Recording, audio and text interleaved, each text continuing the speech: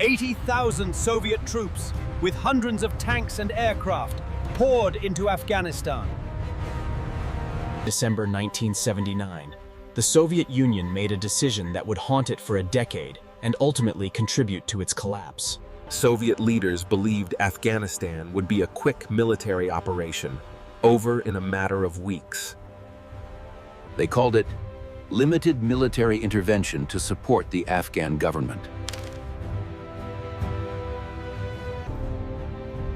On Christmas Eve 1979, Soviet forces began crossing the border.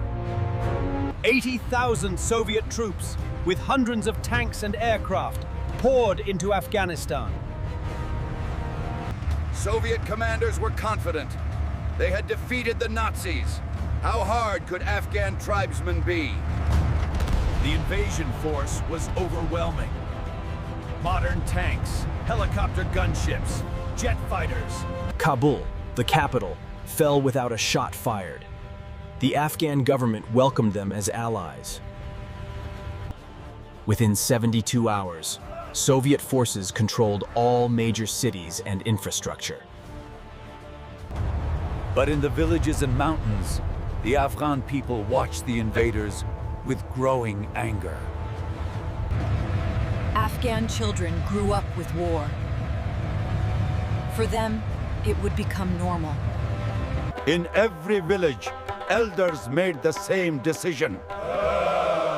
They would resist. The Mujahideen, holy warriors, took up arms. It was jihad, holy war against the invaders. The mountains became the Mujahideen's greatest advantage. They knew every pass, every hiding place. And so began the ambushes. Hit and run attacks that would bleed the Soviet army for 10 years. Every convoy became a target. Every mountain pass a killing ground. For young Soviet conscripts, Afghanistan became a nightmare. Nothing in training prepared them for this. The Mujahideen would strike, then vanish into the mountains like ghosts. By the time Soviet reinforcements arrived, the fighters were gone. The Soviets controlled the cities, but the countryside belonged to the Mujahideen. Within months, Soviet commanders realized they had a serious problem. Товарищ генерал, мы несем большие потери. Тактически это катастрофа. The Soviets turned to their most feared weapon, the Mi-24 Hind attack helicopter.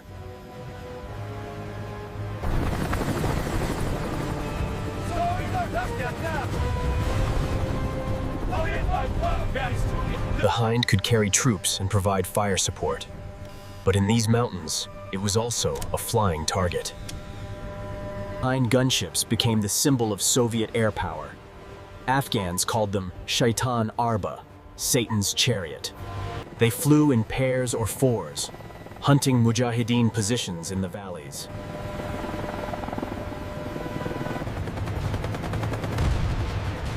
When Hinds found their target, the firepower was devastating. Entire villages were destroyed from the air. The Soviets called it pacification. The Mujahideen fought back with rifles and machine guns. But bullets couldn't stop the armored Hinds. The Hind was built like a flying tank. It could absorb incredible punishment and keep flying. In the Panjshir Valley, the Soviets faced their most skilled opponent.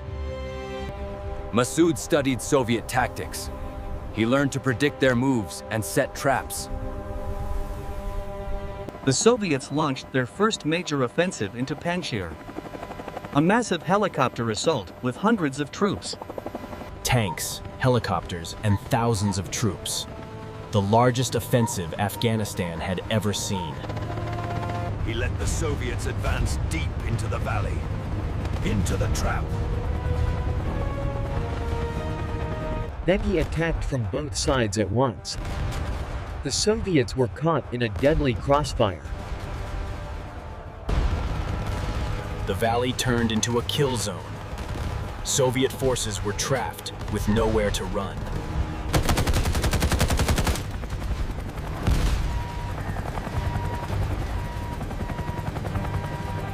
When a hind went down, it went down hard. The Mujahideen cheered every helicopter they brought down. It proved the Soviets could be beaten. Allahu Akbar! The first Panjshir offensive ended in failure. Massoud had won. Back at their bases, Soviet troops were safe. But they knew, tomorrow, they'd go back into the mountains. The casualty rate climbed. Every day, transport planes carried zinc coffins back to the Soviet Union. The Soviet government called them Cargo 200, the code name for dead soldiers being sent home. The war dragged on. 1 year became 2. 2 became 5. Across the border in Pakistan, millions of Afghan refugees fled the war. The camps became training grounds for new Mujahideen fighters. With support from Pakistan, Saudi Arabia, and secretly from America, the Mujahideen became better armed and trained. The CIA began supplying weapons. At first, it was old rifles and ammunition. But that was about to change. In 1986, America sent the Stinger missile, a weapon that would change everything. The Stinger was a heat-seeking missile. Fire and forget. It could reach any helicopter in Afghanistan. CIA trainers taught them how to use it. Within weeks, Mujahideen fighters were hunting Soviet helicopters. Lock on! Track the target! Fire! Move out! Soviet pilots had no warning. They flew the same missions, the same way. The first time a Mujahideen fighter fired a Stinger at a Hind, everything changed.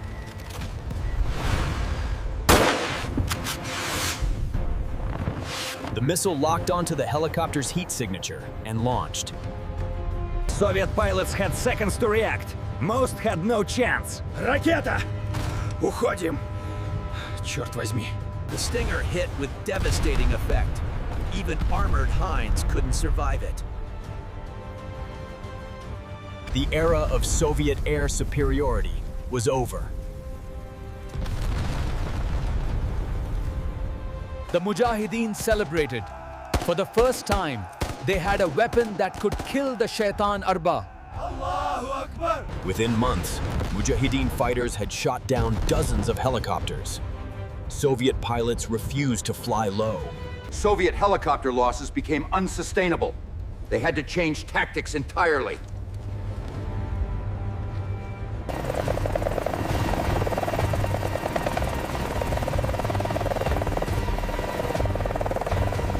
Without helicopter cover, Soviet ground forces were more vulnerable than ever. База, мы под обстрелом, повторяю, мы под обстрелом. Нужна помощь. The war was being lost. Back in Moscow, Soviet leaders faced a terrible reality. After 9 years and 15,000 Soviet dead, the decision was made. They would withdraw.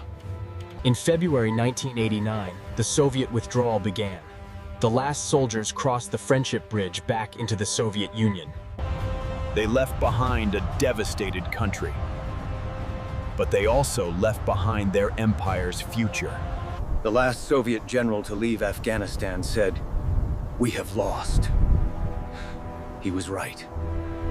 The Soviets left behind billions of dollars in military equipment. Much of it would be used in Afghanistan's next war. The Mujahideen celebrated their victory. They had defeated a superpower. Allahu Akbar! Allahu Akbar! Without a common enemy, Afghanistan collapsed into civil war. Warlords fought for power. Kabul was destroyed by factional fighting. What the Soviets couldn't do, Afghans did to themselves. The Taliban promised order and Islamic law. By 1996, they controlled most of Afghanistan, including Kabul. In 1991, 2 years after leaving Afghanistan, the Soviet Union collapsed. 15,000 Soviet soldiers died in Afghanistan. 50,000 more were wounded. An entire generation scarred by war. Over 1 million Afghans died.